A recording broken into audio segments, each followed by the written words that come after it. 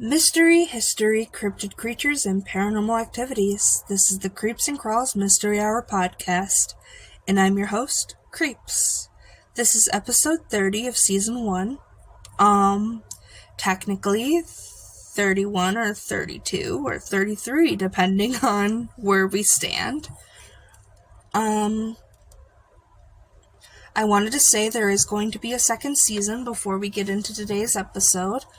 I'm not sure when it'll drop. I'm hoping sometime in February, and I'm hoping for better quality of my videos then. And I may actually redo season 1 again, considering how messy it is. And because of my recent mishap, where all of my files got lost. But today's episode we're going to get into now, and I'm going to say thank you for watching up until the end of season 1. And thank you for being here for me. And if you have any questions in the comments about when our next episode is going to be or how everything's going to go, I'm going to have you go and like our Instagram and our Facebook. Try to be on our Patreon and our Wix site. But for now, let's get into the episode.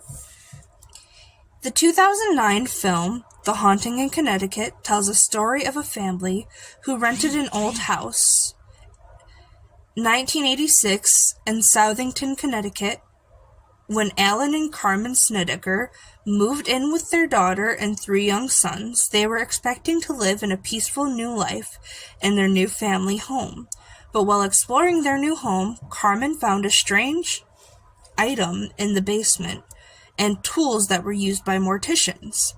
The family would soon discover to their horror that their home had once been a funeral parlor.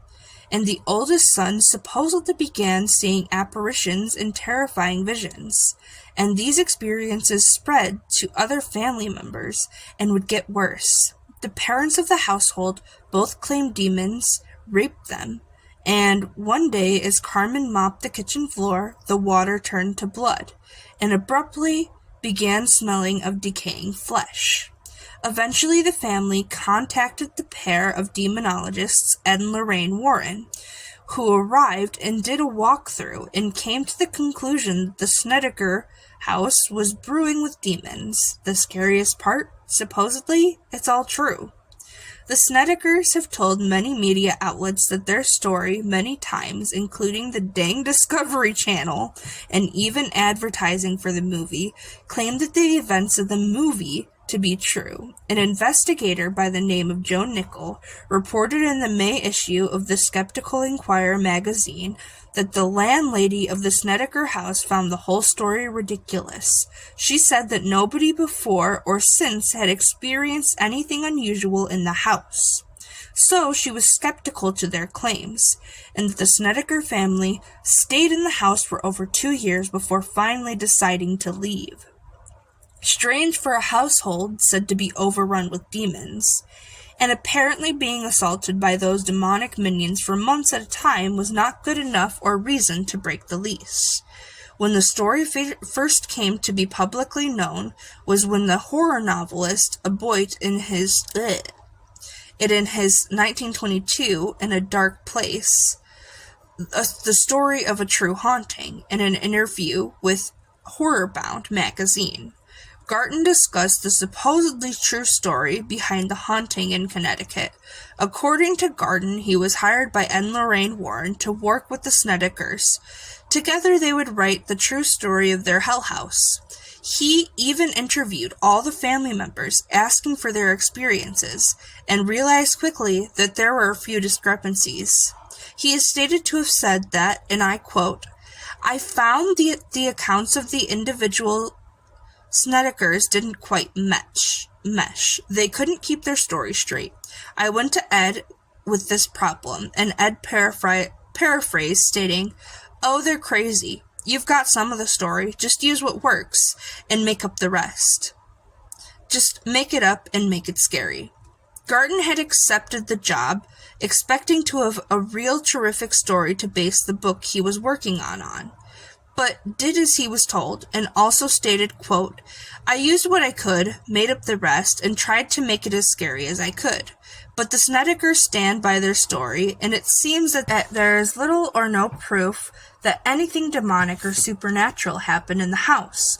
And whether or not the Snedekers actually believed their story, they were in a great place to make a lot of money from the book deal. And they were aware of the Lutz family of Amityville, New York, profited quite well from selling their true story of a haunted house.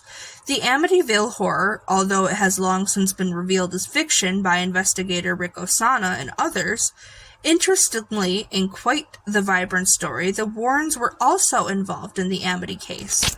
But fiction passed off as a memoir or a true story is certainly nothing new. From William Peters' blatty book and films The Exorcist to James Frey debunked bestseller A Million Little Pieces, writers and producers have a long history of passing off movies as being based on true stories, when in fact they have very little or no connections to any real events. As for the Snedekers case, Garton said, quote, "I suspect the movie will begin with the words based on a true story. Be warned, just about anything that begins with a variation of this phrase is trying a little too hard to convince you of something that probably isn't true. So what do you think? Do you think the Snedekers were crazy fools trying to cast out or truly afflicted by the supposed events? And what do you think of Ed and Lorraine Warren? And should I do more episodes? Remember to like, share, and subscribe. And as a short note, this is the end of Season 1, and I am so glad you all decided to stick with me this season. I hope to start uploading on February 14th, but that's few and far beyond. And for Season 2, well, I know that it is a Wednesday for February 14th. The schedule will stay the same for the most part, dropping on Mondays and Fridays every week. But because of St. Valentine's Day Massacre, I wanted to kick the next season off with, well, let's just say a bang. And it would be weird to drop a Valentine's Day episode on any other day. The next season is already written out and ready to go, and has many more disturbing tales and creatures. You won't want to miss it. If you could comment down below what you liked in this season and what you would like to see in the next, I'm happy to take suggestions. And just like this one, there will be 30 episodes, including original stories, just like this one. But we may even throw in some short conspiracy theories, making it worth the wait. Now, as I close off today's episode, I just wanted to say please stay creepy, my friends, and I'll catch you in the next season, and try to stay cool. Have a lovely, lovely holiday season, and see you February 14th, hopefully. Stay creepy.